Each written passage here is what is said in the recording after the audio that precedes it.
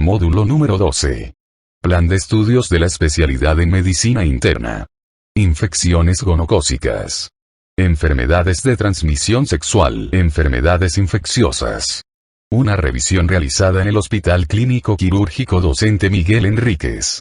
La Habana, octubre de 2020.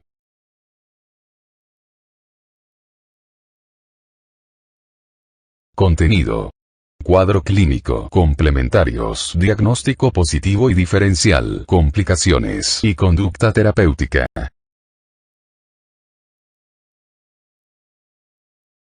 Infecciones por Neisseria gonorrhoeae. Definición.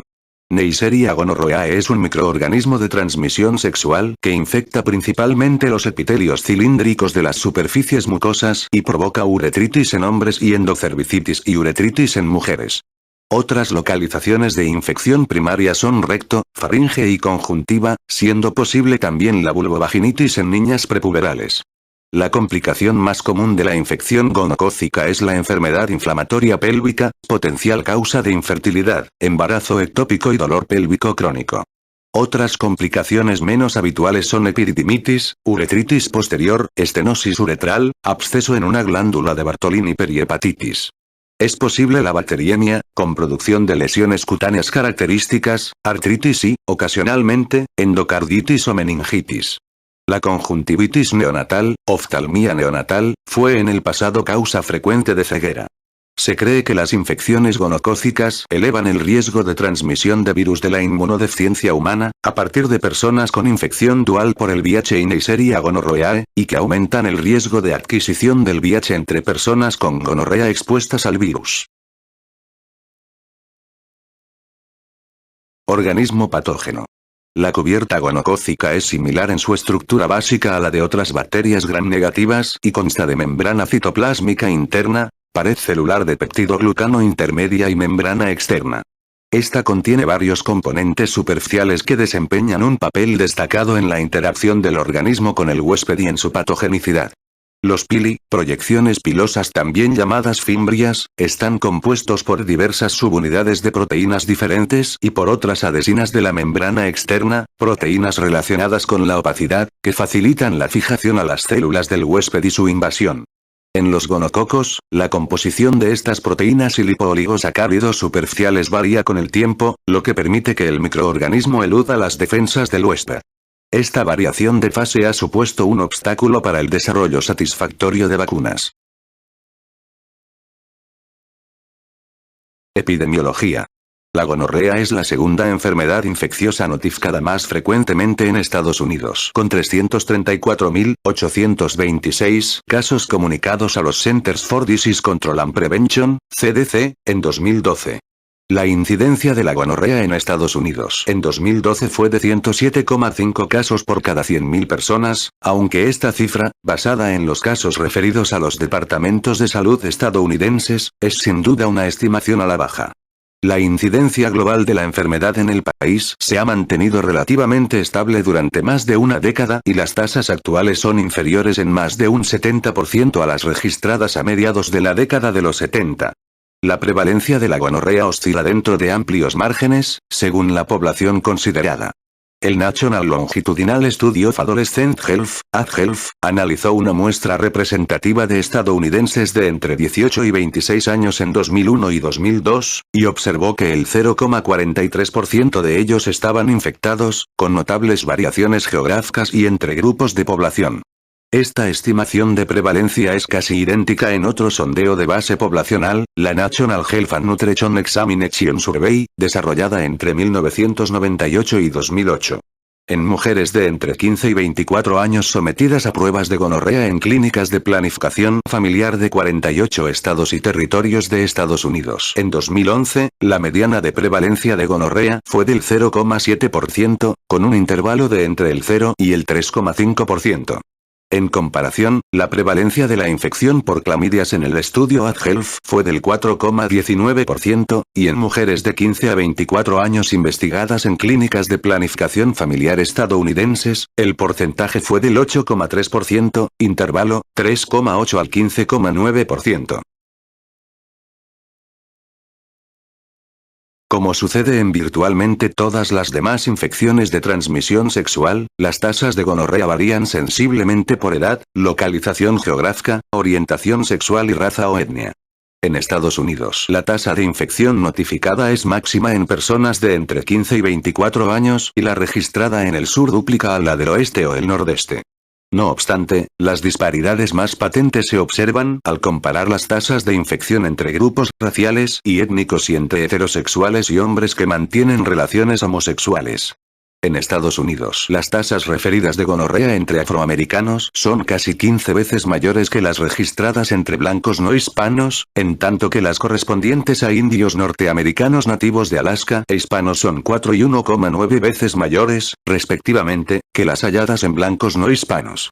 Las variaciones en la notificación de probables factores responsables de estas diferencias observadas, debidas a la baja posición socioeconómica, se asocian al hecho de recibir asistencia en consultas de salud pública y otros centros, en los que el registro de información es más completo que en el ámbito de la sanidad privada. Sin embargo, las pronunciadas disparidades en las tasas notificadas son también patentes en estudios de base poblacional, que establecen claramente que las diferentes tasas de infección en distintos grupos raciales y étnicos no son solo consecuencia del sesgo de información. Las razones de esta disparidad son ciertamente multifactoriales y no se conocen bien en conjunto.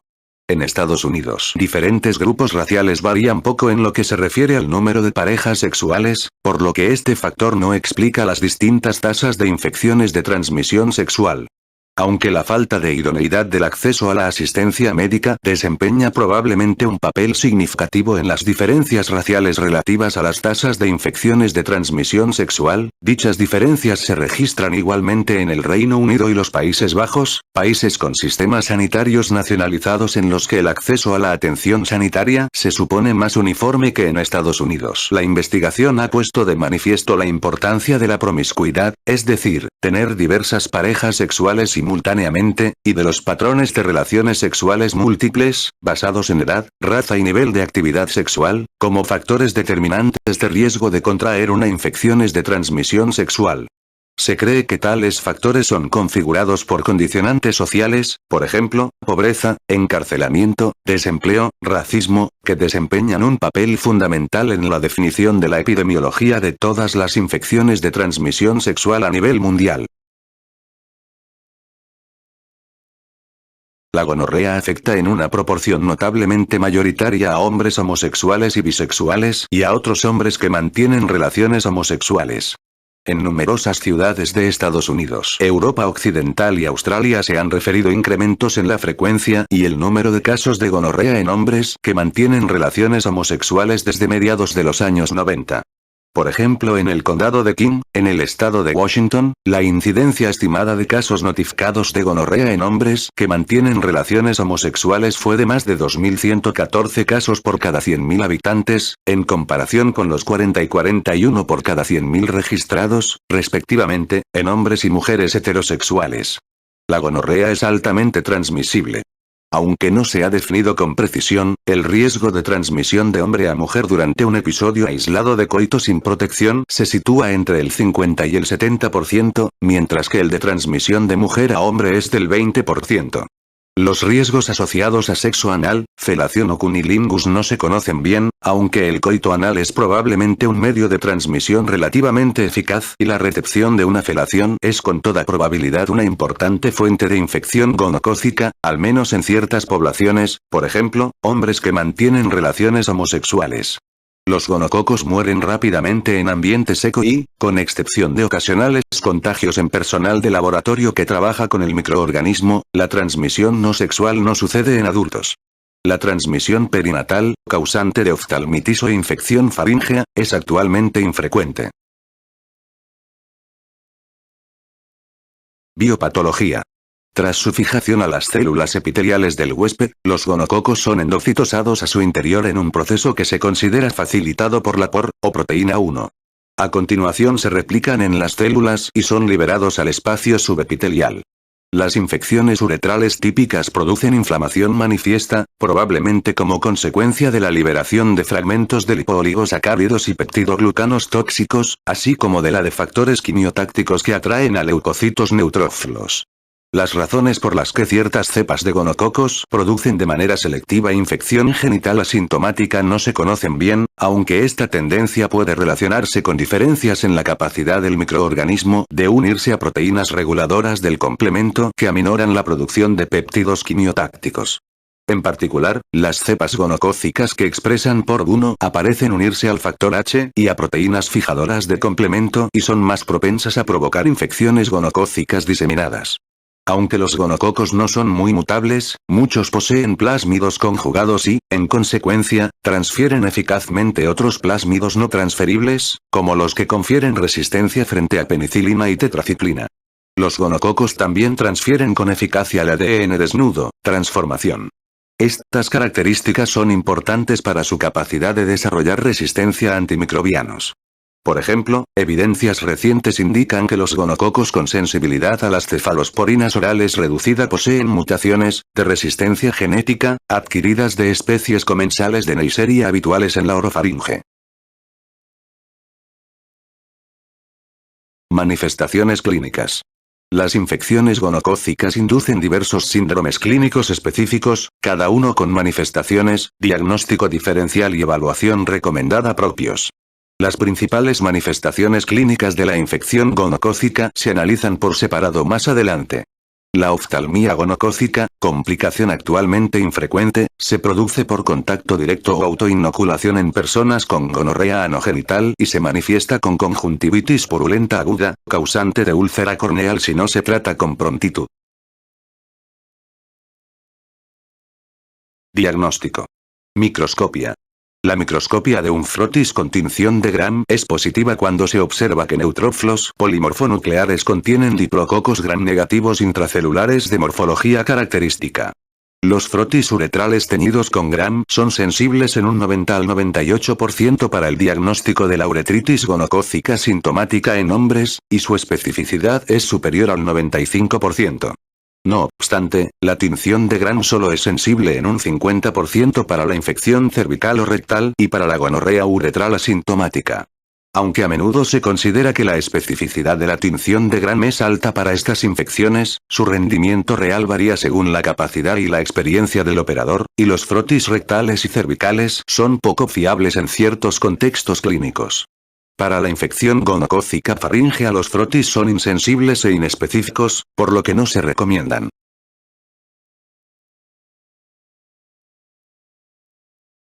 Figura 299, 1. Tinción de Gram en un caso de uretritis gonocócica aguda. En la imagen se aprecia la distribución no aleatoria de los gonococos entre los neutrófilos polimorfonucleares. Obsérvese que en el campo de visión hay bacterias intra- y extracelulares. Cultivo. El aislamiento de Neisseria gonorrhoeae en cultivo, en general mediante medios selectivos con antibióticos, es históricamente el fundamento del diagnóstico de la gonorrea. A pesar de la proliferación de métodos diagnósticos moleculares, el cultivo continúa desempeñando funciones importantes en la vigilancia del desarrollo de resistencia microbiana y en determinados entornos clínicos. Lo más idóneo es inocular los medios de cultivo directamente y disponerlos de inmediato en atmósfera húmeda con dióxido de carbono aumentado, por ejemplo, en un tarro de extinción, método de la vela. Sin embargo, los sistemas de transporte estándar, por ejemplo, Coturet, son aceptables si las muestras se mantienen húmedas, no se refrigeran y se procesan en un plazo de 6 horas. En el análisis de muestras con baja probabilidad de colonización por flora competitiva, por ejemplo, de líquido sinovial, se utiliza agar chocolate no selectivo. Pruebas de amplificación de ácidos nucleicos. En Estados Unidos, en la mayoría de los contextos actuales, las pruebas de amplificación de ácidos nucleicos han reemplazado al cultivo como métodos analíticos predominantes en el diagnóstico de la gonorrea. Las pruebas de amplificación de ácidos nucleicos aprobadas por la Food and Drug Administration son la reacción en cadena de la polimerasa, la amplificación mediada por transcripción, del inglés Transcription Mediated Amplification, y el desplazamiento de cadenas de ADN, del inglés DNA Strand Displacement.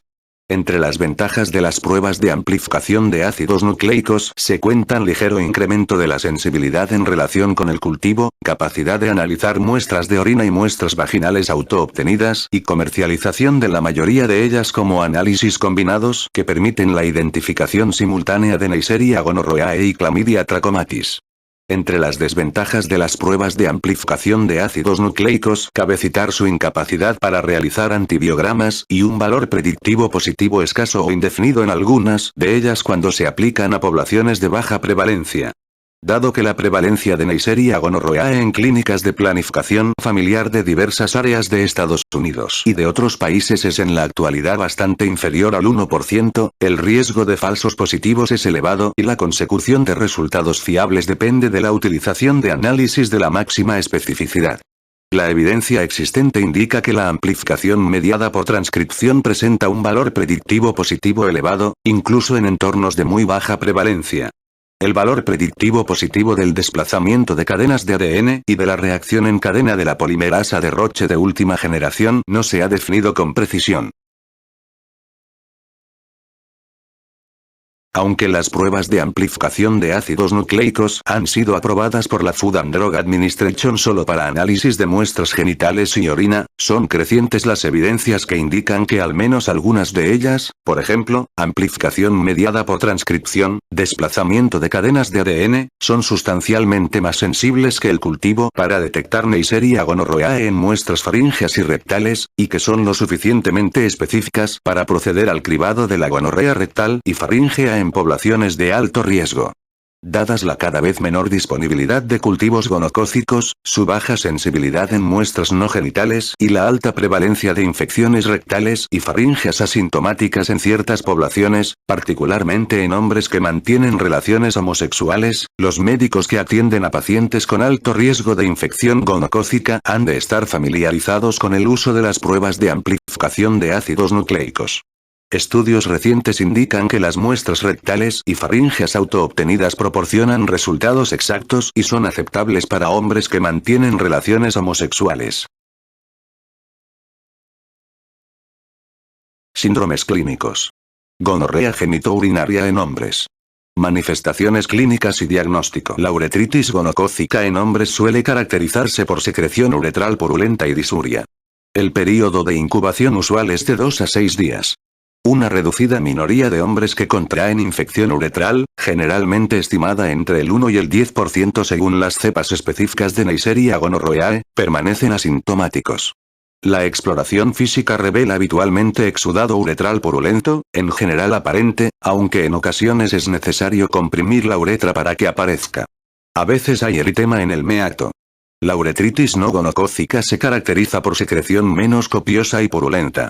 El diagnóstico de uretritis gonocócica suele sospecharse por criterios clínicos, se confirma de manera preliminar mediante frotis teñido con gram en el que se observen leucocitos con diplococos gram negativos intracelulares y se establece definitivamente cuando se identifica Neisseria gonorrhoeae en cultivo o pruebas de amplificación de ácidos nucleicos.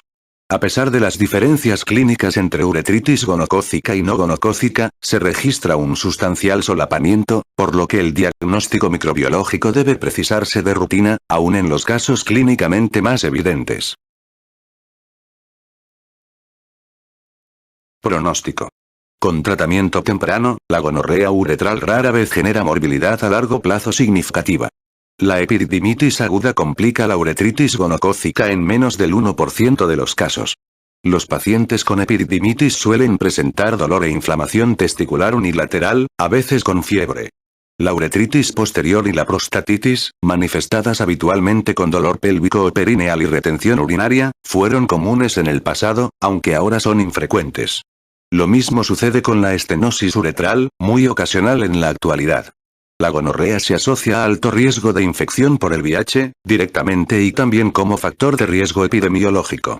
El diagnóstico de gonorrea debe alertar a los médicos para que procedan al pertinente asesoramiento sobre riesgos sexuales, a la realización de la prueba de infección por el VIH y a la advertencia a los pacientes de que se efectúen frecuentes pruebas de seguimiento de infección por el VIH y otras infecciones de transmisión sexual.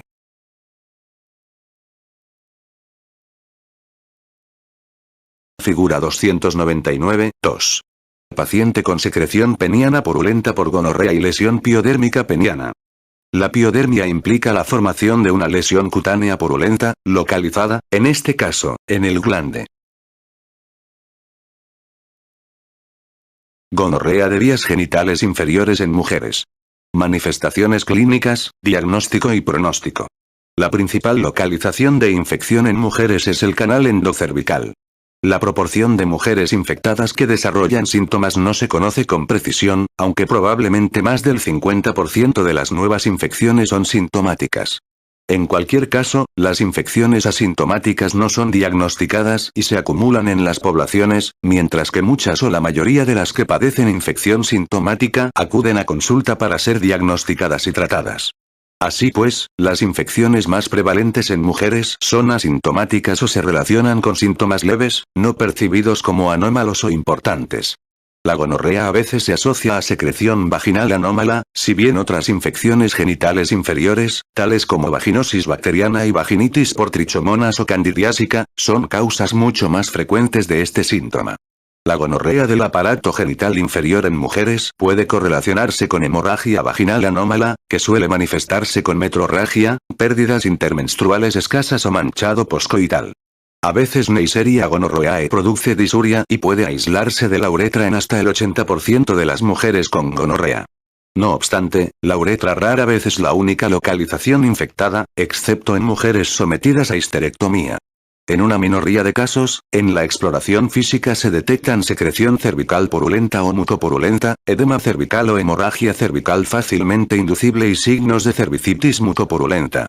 En infecciones no complicadas, en ocasiones se extrae exudado purulento al comprimir el conducto de una de las glándulas de Bartholin, cerca del orificio vaginal en sentido lateral, o de las glándulas de Skene, adyacentes al meato uretral. El diagnóstico microbiológico se basa en la identificación de Neisseria gonorrhoeae en las secreciones cervicales por pruebas de amplificación de ácidos nucleicos o cultivo. Los frotis teñidos con Gram son insensibles y rara vez se utilizan. La complicación importante más común de la gonorrea del aparato genital inferior en mujeres es la enfermedad inflamatoria pélvica.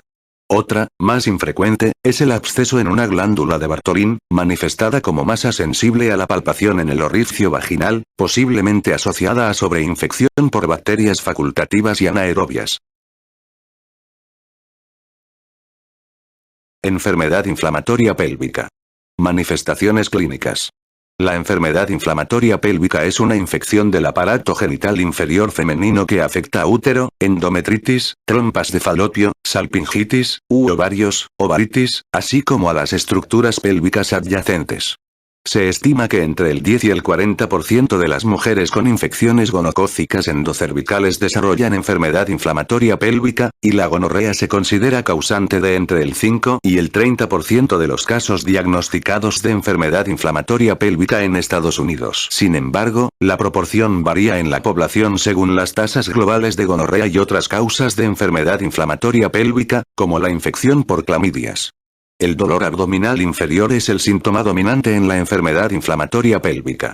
Es de intensidad variable, a menudo leve, suele ser bilateral y anterior en días o semanas a la presentación clínica, y puede agravarse en el coito. Con frecuencia los síntomas coinciden con el inicio o el final de la menstruación. Alrededor de un tercio de las mujeres registran hemorragia vaginal anómala. Se producen fiebre, escalofríos, anorexia, secreción vaginal, uretritis y proctitis, aunque no son sensibles ni específicos para identificar la enfermedad inflamatoria pélvica. En lo que respecta a la gravedad de los síntomas y signos de la enfermedad inflamatoria pélvica asociada a Neisseria gonorrhoeae, clamidia trachomatis o a ninguno de estos organismos, las diferencias son escasas, cuando no nulas. En la exploración física son característicos el dolor a la palpación abdominal difuso, mayor en los cuadrantes inferiores, y el dolor a la palpación de órganos pélvicos en la exploración bimanual, con o sin manipulación del cuello uterino. La mayor parte de las mujeres presentan signos de cervicitis o vaginosis bacteriana. La fiebre está presente en una minoría de los casos. Los signos abdominales o anexiales son ocasionalmente unilaterales, y este hallazgo puede hacer que el cuadro se confunda con apendicitis, embarazo ectópico y otros trastornos. A veces hay dolor abdominal a la palpación del cuadrante superior derecho por perihepatitis, síndrome de Fish-Hughes-Cordes, que remeda una colecistitis aguda o una hepatitis viral. En ocasiones la perihepatitis sobreviene en ausencia de otros hallazgos abdominales o pélvicos típicos de la enfermedad inflamatoria pélvica, especialmente si es causada por Chlamydia trachomatis. La enfermedad inflamatoria pélvica grave puede ir acompañada de signos de peritonitis generalizada. Diagnóstico. El diagnóstico clínico de enfermedad inflamatoria pélvica es impreciso. Los estudios publicados, que han empleado criterios en cierta medida variables en poblaciones con diferentes prevalencias del síndrome, han notificado un valor predictivo positivo del 65 al 90%, en comparación con el patrón de referencia de la enfermedad inflamatoria pélvica definida por la paroscopia. Aunque inespecífica, en un estudio, la presencia de neutrófilos en una preparación en fresco con solución salina de secreciones vaginales registró una sensibilidad del 91% para la endometritis. La ausencia de leucocitos en una preparación en fresco de dichas secreciones, particularmente con ausencia también de cervicitis mucopurulenta, ha de plantear la consideración de diagnósticos alternativos. El diagnóstico diferencial de la enfermedad inflamatoria pélvica comprende embarazo ectópico, apendicitis, rotura, hemorragia o torsión de un quiste ovárico, endometriosis, infección urinaria o pielonefritis, cálculos renales o ureterales, enfermedad intestinal inflamatoria y, ocasionalmente, hepatitis viral o colecistitis. Dados la potencial gravedad de la infección y la relativa sencillez, el bajo coste y la escasa toxicidad del tratamiento, los criterios diagnósticos clínicos han de primar la sensibilidad sobre la especificidad. En consecuencia, los médicos deben mantener un bajo umbral en cuanto al diagnóstico de sospecha y el tratamiento empírico de la enfermedad inflamatoria pélvica.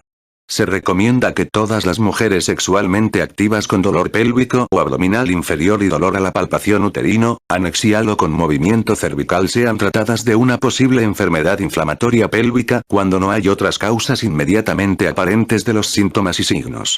Por su parte, la United States Preventive Services Task Force recomienda cribado de las mujeres jóvenes sexualmente activas mediante pruebas de amplificación de ácidos nucleicos. Factores como fiebre, velocidad de sedimentación globular o concentración de proteína C reactiva elevadas y vaginosis bacteriana o cervicitis mucopurulenta concurrentes avalan asimismo el diagnóstico clínico, aunque a menudo están ausentes. El diagnóstico definitivo requiere evidencia histológica de endometritis en la biopsia endometrial, ecografía transvaginal u otra prueba de imagen que muestre trompas de falopio engrosadas o llenas de líquido o laparoscopia que detecte exudado tubárico purulento o eritema o edema de las trompas. Pronóstico. La cicatrización de las trompas de falopio secundaria a enfermedad inflamatoria pélvica a menudo induce infertilidad por factor tubárico, embarazo ectópico y dolor pélvico crónico. Las infecciones previas gonocócicas o por clamidias se cuentan entre los antecedentes más comunes de tales complicaciones. Cada episodio de enfermedad inflamatoria pélvica debida a Neisseria gonorrhoeae o Chlamydia trachomatis o a ninguno de estos dos microorganismos eleva significativamente el riesgo de salpingitis recurrente. La evolución natural de la enfermedad inflamatoria pélvica clínicamente aparente está bien definida. En el que probablemente es el mejor estudio al respecto, la infertilidad por factor tubárico se registró en el 8% de las mujeres tras un único episodio de enfermedad inflamatoria pélvica demostrado laparoscópicamente, en el 20% tras 2 episodios y en el 40% tras 3 episodios o más. El primer embarazo tras un episodio de enfermedad inflamatoria pélvica fue ectópico en casi el 8% de las mujeres y, como en el caso de la infertilidad por factor tubárico, el riesgo de embarazo ectópico aumentó con cada episodio sucesivo del síndrome. El dolor pélvico crónico, en ocasiones incapacitante por su intensidad, está presente en casi el 20% de las mujeres tras uno o más episodios de enfermedad inflamatoria pélvica. Es importante reseñar que estos resultados se estudiaron mejor en mujeres con enfermedad inflamatoria pélvica clínicamente aparente y que los estudios pertinentes se abordaron en un momento en el que el reconocimiento clínico y el tratamiento probablemente se habían retrasado. Muchas mujeres padecen enfermedad inflamatoria pélvica clínicamente leve o silente. El riesgo de secuelas asociadas a enfermedad inflamatoria pélvica silente no está bien definido, pero la enfermedad inflamatoria pélvica de mayor gravedad clínica se asocia a mayor riesgo de secuelas. La mayoría de las mujeres con infertilidad por factor tubárico niegan tener antecedentes de enfermedad inflamatoria pélvica, por lo que parece probable que la enfermedad inflamatoria pélvica silente, particularmente la asociada a Chlamydia trachomatis, sea responsable de la mayoría de los casos de secuelas reproductivas relacionadas con infecciones de transmisión sexual. Por ejemplo, la seropositividad para Chlamydia trachomatis guarda estrecha correlación con la infertilidad por factor tubárico, con independencia de los antecedentes clínicos e históricos de enfermedad inflamatoria pélvica. Infección rectal. Manifestaciones clínicas. La infección gonocócica del recto es frecuente en mujeres y hombres que mantienen relaciones homosexuales.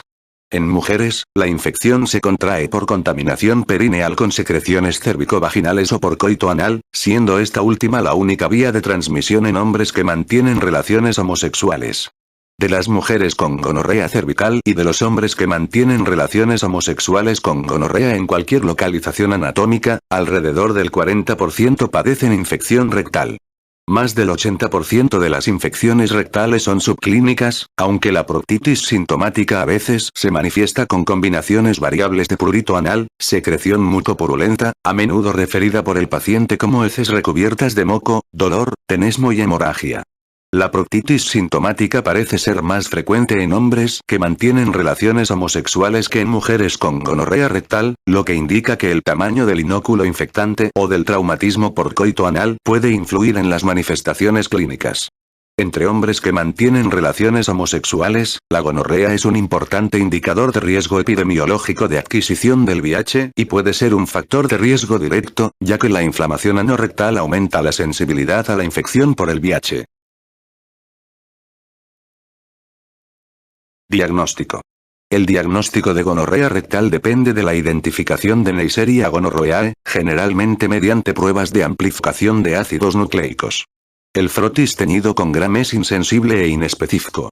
El diagnóstico diferencial de la proctitis sintomática comprende otras infecciones de transmisión sexual tradicionales, herpes, sífilis e infección por clamidias, incluyendo linfogranuloma venéreo, así como colitis ulcerosa, colitis de Crohn, fisura anal, laceraciones rectales y proctocolitis por Shigella, Campylobacter, Yersinia enterocolítica y otros patógenos intestinales. Recientes estudios que han utilizado pruebas de amplificación de ácidos nucleicos en pacientes con infecciones de transmisión sexual indican que aproximadamente el 5% de los hombres que mantienen relaciones homosexuales y el 1% de las mujeres analizados presentan infecciones rectales sin infecciones concomitantes del aparato genital. Menos del 20% de las mujeres con gonorrea registran infecciones extragenitales, presentes en cambio en más de la mitad de los hombres que mantienen relaciones homosexuales afectados por la enfermedad, lo que resalta la importancia del cribado de rutina de gonorrea rectal en la población de hombres que mantienen relaciones homosexuales, pero no en la de mujeres. Infección faríngea. Manifestaciones clínicas. La infección gonocócica faríngea es consecuencia de la exposición orogenital. Se contrae más habitualmente en la felación que en el cunilingus y se halla típicamente en el 3 al 7% de los hombres heterosexuales, en el 10 al 30% de las mujeres y en el 10 al 30% de los hombres que mantienen relaciones homosexuales con gonorrea genital. La infección asintomática es la pauta, aunque unos pocos casos presentan faringitis exudativa y adenopatía cervical. La infección faríngea aislada es común en hombres que mantienen relaciones homosexuales y también en al menos ciertas poblaciones de heterosexuales. Las complicaciones son infrecuentes y la mayoría de las infecciones acaban por remitir espontáneamente o en respuesta al tratamiento de la infección genital o rectal. Aunque la escasa morbilidad asociada a las infecciones faríngeas probablemente no justifica la realización de pruebas sistemáticas de su detección, la orofaringe puede ser un importante reservorio de infección en determinadas poblaciones, como los hombres que mantienen relaciones homosexuales. La orofaringe es, asimismo, la localización del intercambio genético entre Neisseria gonorrhoeae y otras especies neisséricas comensales. Por otro lado, se considera que las infecciones faríngeas desempeñan un papel decisivo en la potenciación del desarrollo de gonococos con resistencia microbiana. El fracaso en la identificación y erradicación de las infecciones faríngeas probablemente ayuda a mantener los elevados niveles de transmisión gonocócica y favorece la diseminación de gonococos resistentes a los antibióticos. En consecuencia, las actuales directrices indican que los hombres que mantienen relaciones homosexuales expuestos a riesgo de infecciones de transmisión sexual deben someterse periódicamente a pruebas de detección de gonorrea faríngea. Gonorrea en niños. En lactantes nacidos de madres afectadas de gonorrea se desarrolla conjuntivitis gonocócica, generando un trastorno conocido como oftalmía neonatal.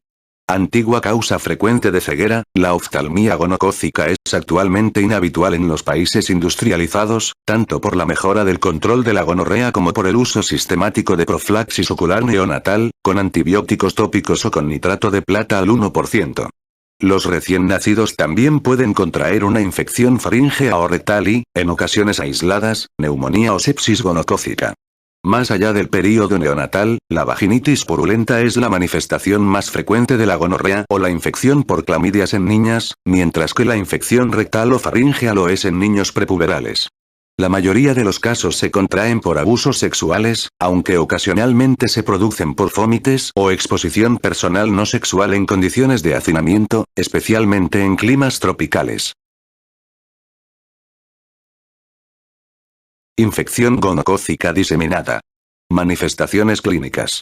La infección gonocócica diseminada suele manifestarse a través de diversas combinaciones de tenosinovitis poliarticular, dermatitis secundaria a embolización séptica focal y artritis séptica. Estudios efectuados en los años 60 y 70 estimaban que la infección gonocócica diseminada afectaba al 1 al 3% de los adultos con gonorrea. Sin embargo, el riesgo depende de las características de las cepas de Neisseria gonorrhoeae circulantes en la población. En la actualidad es probable que la infección gonocócica diseminada se registre en bastante menos del 1% de las infecciones gonocócicas en la mayoría de las áreas geográficas. Las mujeres pueden ser algo más sensibles que los hombres a la infección gonocócica diseminada, siendo común en ellas su inicio en coincidencia con la menstruación. La gravedad es variable, desde una afectación leve con ligeras molestias articulares, escasas lesiones cutáneas y fiebre escasa o nula hasta una patología fulminante, con poliartritis manifiesta, múltiples lesiones cutáneas, fiebre alta y postración. La mayoría de las personas con infección gonocócica diseminada no presentan síntomas de gonorrea genital, probablemente porque ciertas cepas de Neisseria gonorrhoeae propensas a la diseminación también se asocian a infecciones mucosas subclínicas. La ausencia de síntomas y signos clínicos de infección mucosa en estas cepas se debe tal vez a su capacidad de unirse a las moléculas reguladoras a la baja del complemento, lo que reduce la respuesta inflamatoria local. La presentación de la infección gonocócica diseminada puede diferenciarse en sendos síndromes de tenosinovitis, dermatitis y artritis monoarticular o oligoarticular, a veces solapados. Se cree que la tenosinovitis dermatitis predomina en la fase inicial de la diseminación, y aproximadamente el 70% de los casos de infección gonocócica diseminada registrados en estudios publicados presentan este síndrome. Los pacientes afectados suelen padecer poliartralgias migratorias sin artritis purulenta. A menudo sobreviene inflamación de los tendones que afecta a muñecas, dedos de las manos, tobillos o dedos de los pies.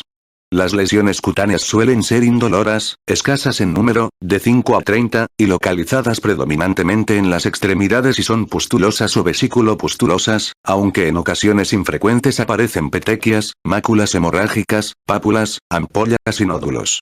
La afectación de la cabeza y el tronco es inhabitual, lo que permite diferenciar la infección gonocócica diseminada de la artritis reactiva. El síndrome de tenosinovitis dermatitis con frecuencia remite espontáneamente, o bien evoluciona durante varios días hasta derivar en artritis séptica manifiesta, con líquido sinovial purulento, que solo suele afectar a una o dos articulaciones. Entre el 25 y el 50% de los afectados por infección gonocócica diseminada presentan inicialmente artritis monoarticular o poliarticular, a menudo sin evolución secuencial aparente a partir de síndrome de artritis dermatitis. Es característico que esta forma de infección gonocócica diseminada afecte a rodilla, tobillo, codo o muñeca, aunque cualquier articulación puede verse implicada. Diagnóstico. Los jóvenes sexualmente activos con artritis, tenosinovitis o lesiones cutáneas papulopustulosas deben someterse a pruebas de detección de Neisseria gonorrhoeae en todas las localizaciones anatómicas potencialmente expuestas. El diagnóstico de infección gonocócica diseminada es seguro cuando se identifican gonococos por cultivo o pruebas de amplificación de ácidos nucleicos en sangre, una lesión cutánea o líquido sinovial, aunque a menudo puede establecerse de modo provisional cuando la gonorrea genital, rectal o faríngea se presenta en un paciente con síndrome clínico compatible que responde prontamente a los antibióticos.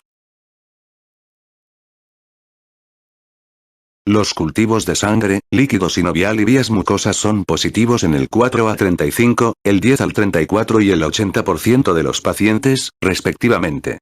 No obstante, el rendimiento de los cultivos varía según la presentación clínica. La comparación entre las pruebas de amplificación de ácidos nucleicos y los cultivos de sangre, líquido sinovial o lesiones cutáneas no ha sido abordada en pacientes con infección gonocócica diseminada. Los afectados por tenosinovitis dermatitis presentan bacteriemia con mayor frecuencia, mientras que los que padecen artritis gonocócica séptica rara vez son bacteriémicos, y casi el 50% tienen cultivos de líquido sinovial positivos. Es razonable, pues, que el rendimiento sea superior con pruebas de amplificación de ácidos nucleicos.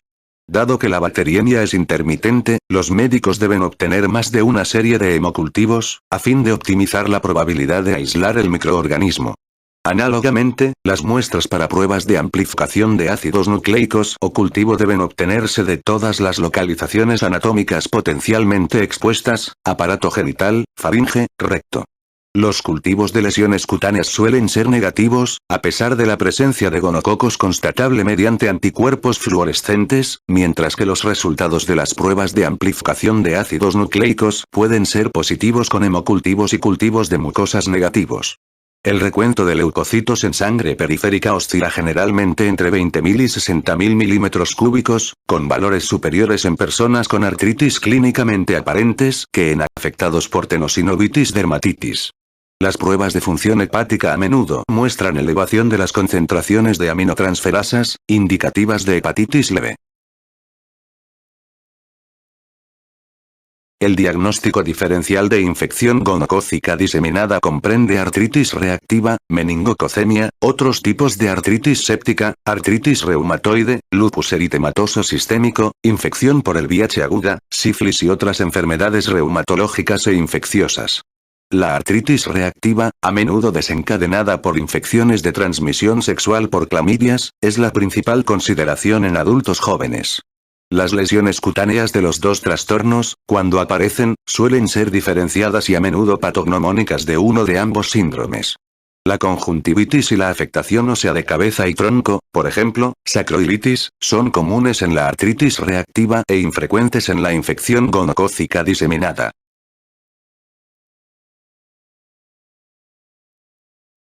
Figura 299, 3.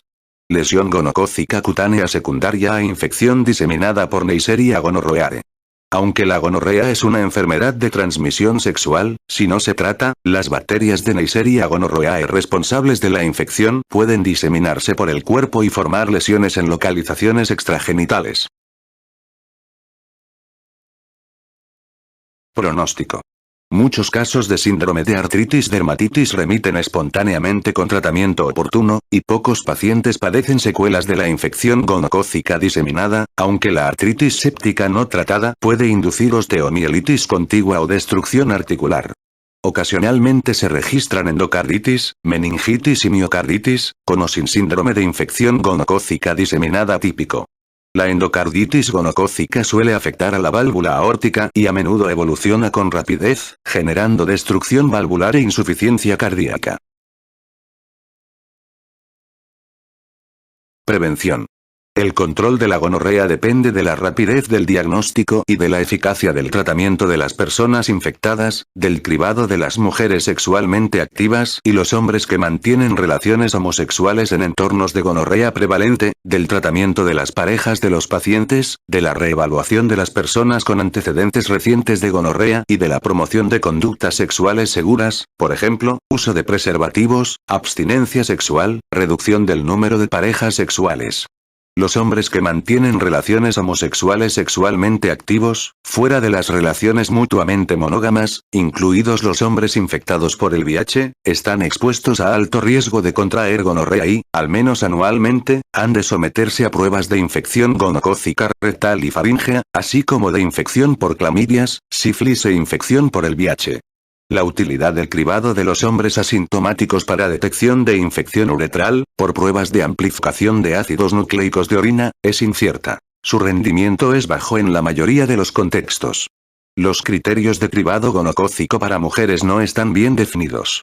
Sin embargo, dado que la mayoría de las pruebas de amplificación de ácidos nucleicos para Chlamydia trachomatis también detectan Neisseria gonorrhoeae, la mayor parte de las pruebas de detección de clamidias también identifican la gonorrea. La educación en salud pública y el asesoramiento personal de las personas con gonorrea o expuestas a riesgo de contraerla deben hacer hincapié en la importancia de la monogamia mutua y del uso de preservativos en las relaciones sexuales vaginales o anales con parejas sexuales nuevas u ocasionales. Todos los pacientes con gonorrea han de ser asesorados sobre los riesgos de infección por el VIH y deben someterse a pruebas de VIH, Chlamydia trachomatis y sífilis.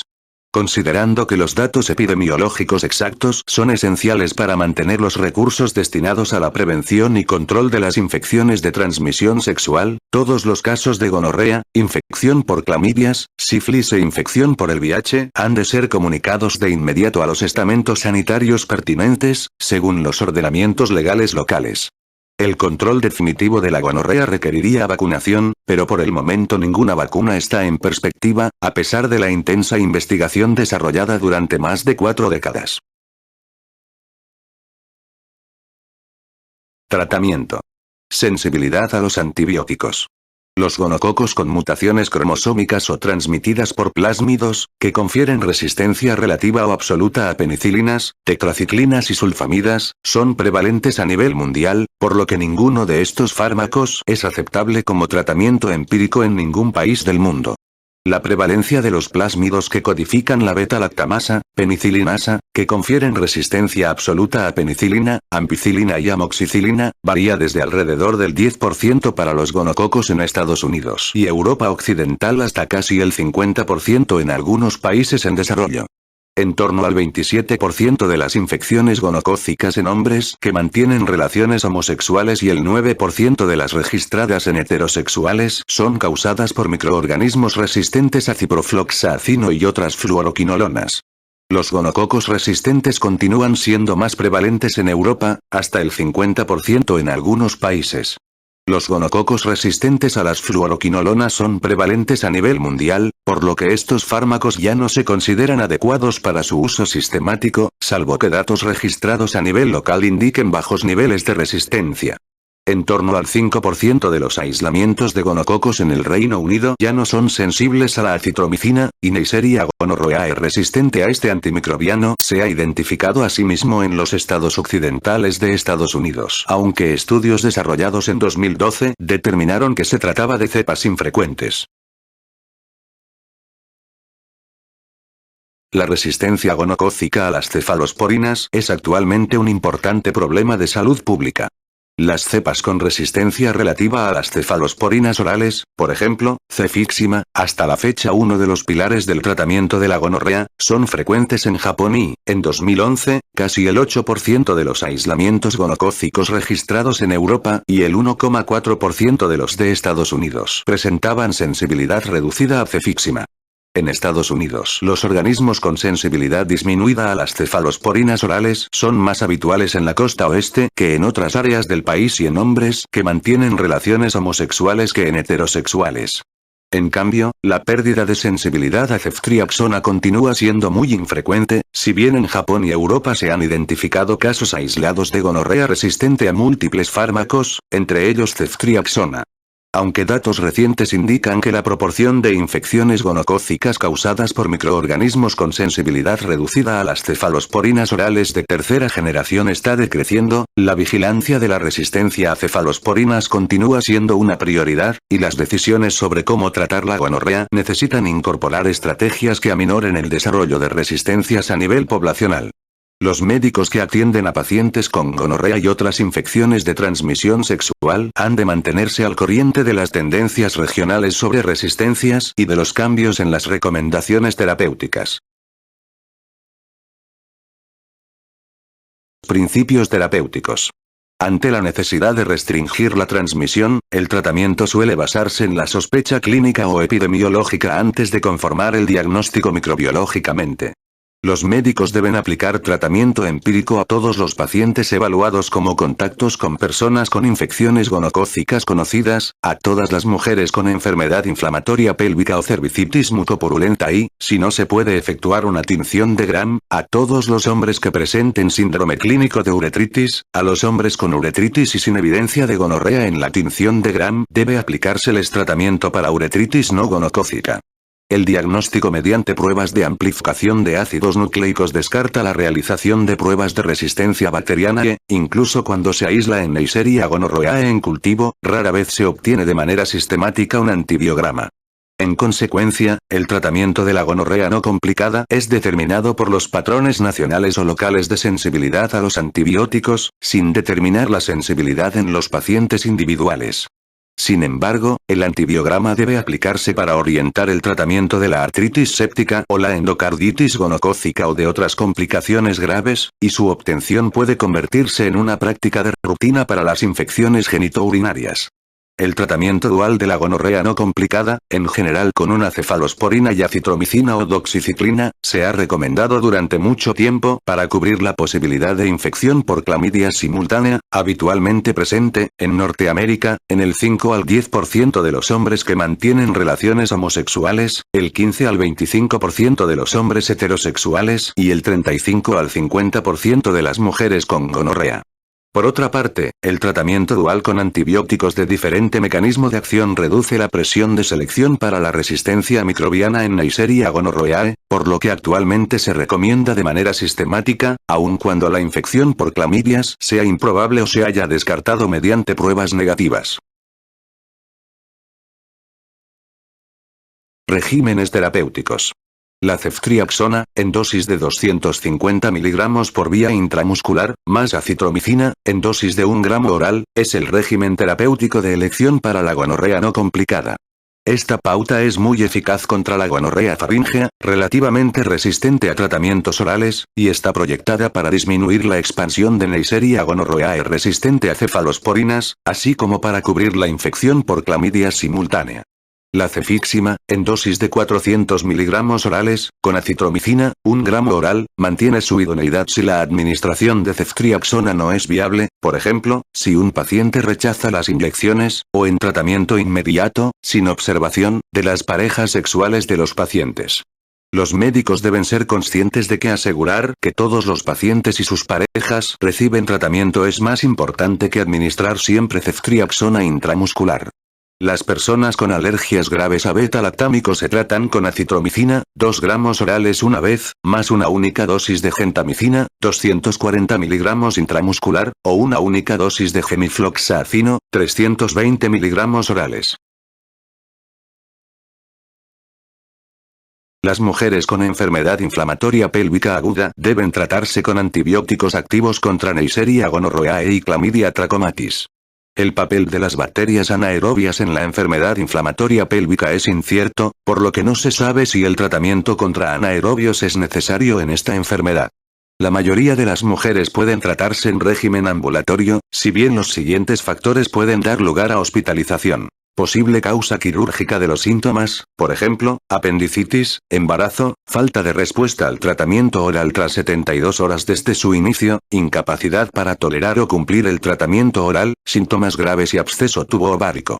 El régimen ambulatorio propuesto consta de ceftriaxona, 250 mg intramuscular, más doxiciclina, 100 mg vía oral 2 veces al día durante 14 días, o cefoxitina, 2 gramos intramuscular, más probenecida, 1 gramo vía oral en una sola dosis, y doxiciclina, 100 mg 2 veces al día durante 14 días. Cada uno de los regímenes se administra con o sin metronidazol, 500 mg 2 veces al día, durante 14 días. Para pacientes hospitalizados o que requieran tratamiento parenteral, los CDC recomiendan cefotetano cefoxitina intravenosos más doxiciclina oral o tratamiento parenteral con clindamicina más gentamicina.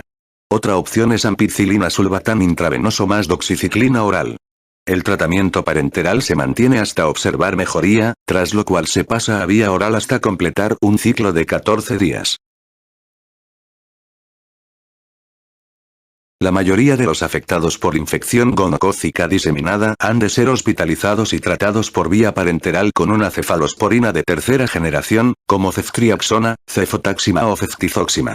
La irrigación o el drenaje articulares no parecen necesarios para la artritis séptica, aunque la aspiración repetida de líquido sinovial acelera la mejora clínica. El tratamiento oral, por ejemplo, cefixima, cefpodoxima o una fluoroquinolona, puede ser sustituido tras el comienzo de la mejoría y continuado después hasta completar un ciclo de 7 días. Un abordaje parenteral más prolongado y con dosis mayores está indicado para tratar la meningitis o la endocarditis gonocócicas, aunque se carece de datos actualizados al respecto. La epididimitis y la bartolinitis gonocócicas y otras complicaciones localizadas suelen tratarse durante 7 a 14 días con fármacos activos contra Neisseria gonorrhoeae y Chlamydia trachomatis. La conjuntivitis gonocócica en adultos puede tratarse con una sola dosis de ceftriaxona, 1 gramo intramuscular, con lavado salino opcional. El diagnóstico de todas las formas de infección gonocócica complicada debe confirmarse mediante cultivo con antibiograma, que orienta la conclusión del tratamiento tras el abordaje empírico. Tabla 299, 1. Regímenes antibióticos para el tratamiento de la gonorrea en Estados Unidos. El abordaje de la gonorrea en adultos siempre debe incluir el tratamiento de las parejas sexuales y la indicación de no mantener relaciones sexuales durante 7 días. Gonorrea no complicada de uretra, cuello uterino o recto. De elección: ceftriaxona, 250 mg intramuscular en una sola dosis, más acitromicina, 1 gramo vía oral. Alternativos: cefixima, 400 mg vía oral en una sola dosis, más acitromicina, 1 gramo vía oral o acitromicina, 2 gramos vía oral en una sola dosis más gentamicina, 240 mg intramuscular en una sola dosis, o gemifloxacino, 320 mg vía oral en una sola dosis. Infección de la faringe. Ceftriaxona, 250 mg intramuscular en una sola dosis, más acitromicina 1 gramo vía oral en una sola dosis. Conjuntivitis, no por oftalmia neonatal. Ceftriaxona, 1 gramo intramuscular en una sola dosis, más acitromicina, 1 gramo vía oral en una sola dosis. Infección gonocócica diseminada. De elección: ceftriaxona, 1 gramo intramuscular o intravenoso cada 24 horas o tratamiento intravenoso hasta que el paciente experimente una mejora clínica durante 24-48 horas. A continuación, cambio a cefixima, 400 mg vía oral 2 veces al día, hasta completar un ciclo de 7 días. Ceftizoxima, 1 gramo intravenoso cada 8 horas más acitromicina, 1 gramo vía oral en una sola dosis. Alternativo: cefotaxima, 1 gramo intravenoso cada 8 horas. Tratamiento de parejas sexuales. La falta de tratamiento de las parejas sexuales de los pacientes contribuye a la persistencia de la transmisión de la gonorrea y otras infecciones de transmisión sexual bacterianas y a menudo a la reinfección del caso inicial. Para la gonorrea y la infección por clamidias, es necesario tratar a todas las parejas de los 2 meses anteriores. Si el paciente no ha mantenido relaciones sexuales en los 2 meses precedentes, ha de aplicarse tratamiento a la pareja más reciente. En Estados Unidos, muy pocos estamentos sanitarios abogan por asegurar que las parejas sexuales sean tratadas, por lo que la responsabilidad al respecto recae conjuntamente en el paciente y el médico que diagnostica la enfermedad. Lo más idóneo es que las parejas de personas con gonorrea se sometan a pruebas diagnósticas para gonorrea, infección clamidias, sífilis e infección por el VIH. No obstante, los médicos no deben esperar los resultados de esas pruebas antes de tratar a una pareja sexual potencialmente expedita. Todas las parejas de personas infectadas deben ser tratadas cuando se presentan para ser evaluadas.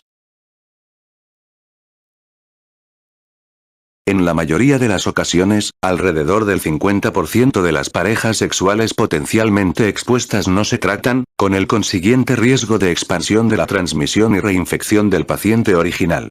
A fin de atajar este problema, los CDC y diversos estamentos sanitarios de nivel estatal recomiendan que los médicos ofrezcan a los pacientes heterosexuales con gonorrea medicación para que se la entreguen a sus parejas sexuales. Esta práctica, denominada tratamiento suministrado por el paciente a su pareja, a veces llamado tratamiento expedito de parejas, es avalada por 3 ensayos controlados aleatorizados que muestran que el tratamiento de las parejas sexuales sin que éstas requieran personalmente atención médica aminora el riesgo de reinfección y aumenta la proporción de parejas tratadas. El tratamiento suministrado por el paciente a su pareja se aplica en una sola dosis, habitualmente de cefixima más acitromicina para gonorrea y solo de acitromicina para parejas de pacientes con infección por clamidias. En la actualidad, el tratamiento suministrado por el paciente a su pareja es legal en la mayoría de los estados de Estados Unidos y es probable que se admita en los que aún no lo es, por lo que los médicos han de proponerlo como opción para la mayor parte de los heterosexuales con gonorrea o infección por clamidias. La página web de los CDC mantiene información actualizada sobre la legalidad del tratamiento suministrado por el paciente a su pareja en los distintos estados y territorios de Estados Unidos. Además de entregar directamente los fármacos al paciente para el tratamiento suministrado por el paciente a su pareja, a veces es posible ponerse en contacto por escrito o por teléfono con una farmacia que se los proporcione al paciente. Independientemente de cómo se aplique, siempre que proceda, los médicos deben proporcionar información por escrito sobre la medicación y la prevención de las infecciones de transmisión sexual, así como asesoramiento sobre la solicitud de asistencia médica, además de sobre las pautas de administración. El tratamiento suministrado por el paciente a su pareja no se recomienda para hombres que mantienen relaciones homosexuales con gonorrea o infección por clamidias, por las tasas potencialmente elevadas de sífilis e infección por el VIH. Las parejas de este tipo de pacientes han de ser evaluadas y tratadas en persona. Seguimiento. Los regímenes de tratamiento recomendados curan el 906.100% de los casos no complicados de gonorrea genital o rectal provocados por cepas sensibles y al menos el 90% de las infecciones faríngeas. La reevaluación de los pacientes para documentar la erradicación de Neisseria gonorrhoeae, prueba de curación, no se recomienda, salvo en embarazadas, cuando se duda del cumplimiento terapéutico o cuando se emplean regímenes de tratamiento atípicos. Si la prueba de curación está indicada, puede realizarse un cultivo una semana después de la conclusión del tratamiento, mientras que la reevaluación con pruebas de amplificación de ácidos nucleicos ha de retrasarse al menos 3 semanas tras el fin del tratamiento, para aminorar la probabilidad de detectar ADN gonocócico persistente a pesar de la erradicación de organismos viables. Aunque la prueba de curación no suele aconsejarse, todas las personas diagnosticadas de gonorrea deben reevaluarse 3 o 4 meses después del tratamiento. En estudios prospectivos, entre el 10 y el 20% de hombres y mujeres con gonorrea o infección por clamidias están infectados en esta segunda evaluación. La probabilidad de infección gonocócica recurrente o persistente parece disminuir en hasta un 70% cuando las parejas reciben tratamiento suministrado por el paciente a su pareja. La reevaluación puede efectuarse con análisis mediante pruebas de amplificación de ácidos nucleicos de orina o de un frotis vaginal autoobtenido y no requiere una segunda visita al médico.